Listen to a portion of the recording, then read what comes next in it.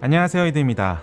지금 TA 글로벌이 초반 성적이 상당히 좋게 잘 나가고 있는데요. 초반 성적이 계속해서 유지되려면 글로벌 유저들이 현재 TL의 가금 요소가 어떤지에 대해서 판단하고 있는지가 중요하다고 생각을 하거든요. 그럼 이제 지금 유튜브에 많은 이제 해외 스트리머들이 리뷰를 남기고 있는데, 그 중에서 TL의 가금 모델이 이게 페이 투 윈인지, 그리고 페이 투 윈이라면 어느 정도의 페이 투 윈인지 이 본인들의 생각들을 말을 했는데, 글로벌 유저들의 생각들을 한번 알아보도록 하겠습니다.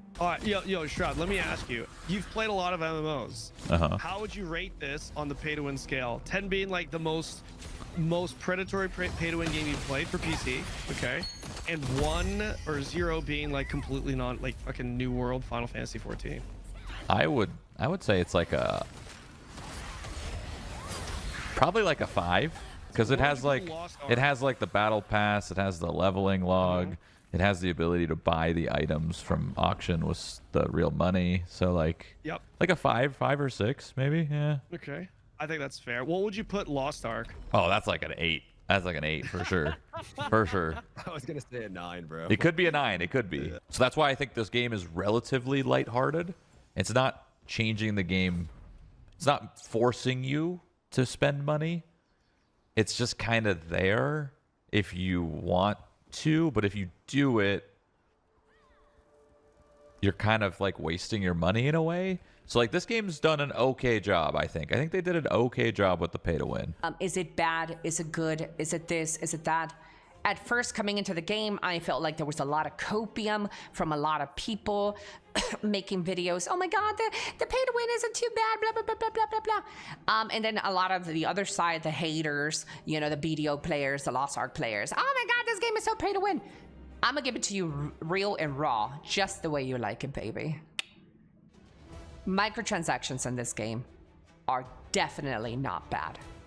In fact, I might say that this is probably the best microtransactions that I've ever played in any MMO. For your character's progression, for that crafting, for upgrading, and things of that nature. The one thing that I found myself really enjoying is there is a pay-to-win currency in the game that, yes, you are able to pay for, and people were worried about this game becoming very pay-to-win. The pay-to-win currency, however, is also completely earnable through in-game means, and you are able to achieve this completely free to play. This is all done through the in-game auction house, where you're able to sell items on the marketplace, obtain that marketplace currency. That currency is called Lucen.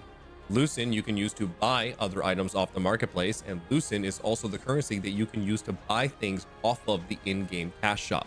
So instead of swiping for that in-game cash shop currency, you can play the game through completely natural means, sell things onto the in-game marketplace, and buy things off of the in-game cash shop, such as items like leveling up passes, battle passes, in-game cosmetics, and dyes. And so far, I have not found a single thing that is only obtainable through spending money. You are able to obtain a lot of the things in the in-game cash shop through completely organic gameplay. I haven't seen many games do this, and I'm actually quite a huge fan of systems like that. Whether you want to swipe for it or you want to earn it through in-game means, it's very affordable. It's very easy to obtain. I managed to be able to buy the battle pass and the leveling up pass through selling one item that I got through a dungeon, and those were able to yield me, once again, more materials used towards my end game and later game progression. The last thing I want to talk about, it gets thrown about a lot, and it's throneandliberty is pay to win. Is it? Yeah, it is. It is. There's a cash shop and there's a battle pass, and there are two currencies: ornate coins, which you can earn in game. I've got quite a few of those, and then lucent, which is the swiping currency. And on the store itself, you can buy morph skins, titles, cosmetics, the battle pass, all that stuff, and then you can buy crafting materials. And that doesn't seem so bad on the surface. However, come out of the cash shop, and there's another thing called the auction house, and this auction house is completely about lucent. You don't buy and sell for gold, you buy and sell with lucent, the money that you can pay to transfer into. It's about 15 British pounds for about, or like $20 for 1,000 lucent. And there are weapons and armor right now on release selling on the auction house for 5,000 and 10,000 lucent. So over 100 pounds, I believe. On the positive side, if you do find a really rare item, you can sell it for lucent and then have this premium currency to buy cosmetics or the battle pass and things like that, which I think is good. And if this was a mostly PvE game like Diablo or something, I would say that's fine. You know, it's cool that you can find a cool drop in the game and then get some premium currency. That's cool. However, this game is very heavily at endgame about guild v guild and PvP. And if you just hit max level and buy a ton of Lucent, you can get much better endgame gear faster than everybody else. And if you're paying to get ahead of everyone, then you are winning. You know, you're not going above that. You can fully play this game free to play, and if you don't mind the time gating of certain things, you can get fully BIS endgame gear.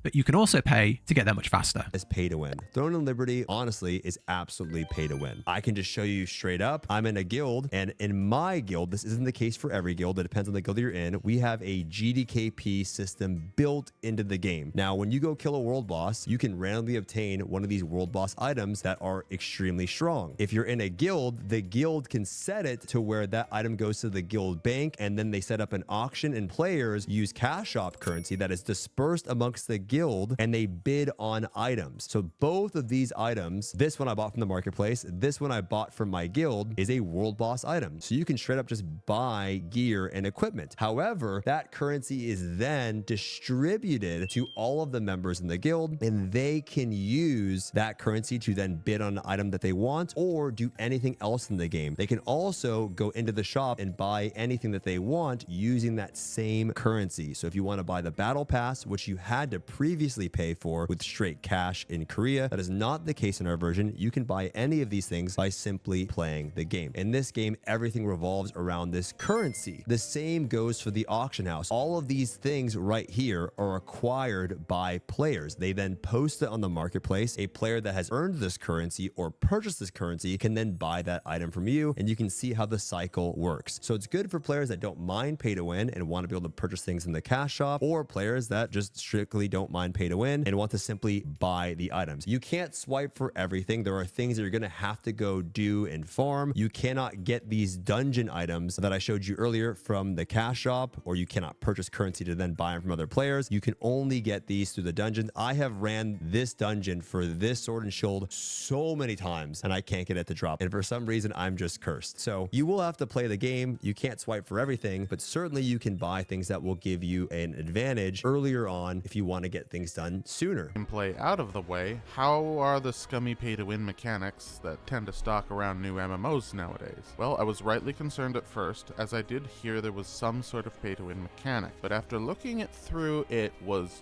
nowhere near as bad as I thought it was. Throne and Liberty has an in-game currency, which is used for cosmetics, but also the auction house. And at a first glance, yeah, that's kinda scummy, but it is also a good way of allowing players who grind enough or get lucky enough to afford some cosmetics to sell them to whales who want that 2% damage increase. So, you know, be my guest, spend your $200, allow the game to survive that much longer. I'll just get that same weapon in 2 weeks from the pity system anyways. 그래서 이제 글로벌 유저들의 전체적인 리뷰를 정리를 해보면, 먼저 페이 투 윈인지를 물어보면 일단은 페이 투 윈은 맞다라고 이야기를 하는 것 같아요. 아무래도 글로벌 유저들은 한국보다 훨씬 더 엄격한 페이 투 윈 기준을 가지고 있습니다. 그들이 바라보는 페이 투 윈은 돈을 써가지고 조금이라도 세질 수 있으면 페이 투 윈이라고 하거든요. 그래서 거래소가 있는 거와 상관없이 배틀 패스만 있어도 페이 투 윈이라고 하기 때문에 현재 TL은 페이 투 윈이라고 하고요. 근데 사실 지금 글로벌 유저들의 시각은 단순히 페이 투 윈이라고 해서 다 싫어하지는 않고요. 이게 어느 정도, 그러니까 납득이 될 만한 페이 투 윈인지가 중요하다라고 보고 있거든요. 같은 이제 아마존 게임즈에서 서비스하고 있는 유월드는 페이 투 윈 요소가 전혀 없는 게임입니다. 그래서 이거는 이제 페이 투 윈이 아니라고 이야기를 하고 있고요. 반면에 로아나 검은 사막 같은 경우는 좀 페이 투 윈이 좀 심한 게임이라고 보고 있더라고요. 특히 로아 같은 경우는 10점 만점에 8점 또는 9점 할 정도로 가금 요소가 심한 게임이라고 얘기를 했고요. 그런데 이제 TL 같은 경우는 그 사이에 있는 5점 정도 라고 했습니다. 그래서 이 TL의 가금 요소는 뉴월드와 로아 사이 정도라고 생각을 하면 된다라고 이야기를 하고 있고요. 그래서 종합적인 평가는 이 글로벌 유저 기준으로는 페이 투 윈은 맞으나 충분히 납득이 가는 수준이라고 보고 있는 것 같고요. 다만 이제 길드 대 길드의 PVP를 즐기는 유저 기준으로는 분명 가금을 많이 하는 유저가 앞서간다라는 걸 인정하더라고요. 그래서 이 부분은 좀 문제가 될 수도 있다라고 이야기를 하고요. 다만 돈을 아무리 많이 써도 본인과 상극의 프리투플레이, 한마디로 무가금 유저를 이길 수는 없다라고 합니다. 뭐 예를 들어준 게 본인이 이제 근접으로 이제 가금을 많이 해서 엄청 세긴 한데 이제 마법 계열의 무과금 핫유저 만나서 붙으면 자기는 아무것도 못하고 죽는다라고 이야기를 하더라고요. 그래서 어찌 보면 이제 TL에서 굳이 돈을 많이 쓸 필요가 없다라는 이야기도 하는 것 같습니다. 네, 영상이 도움이 되셨다면 구독과 좋아요 부탁드립니다. 감사합니다.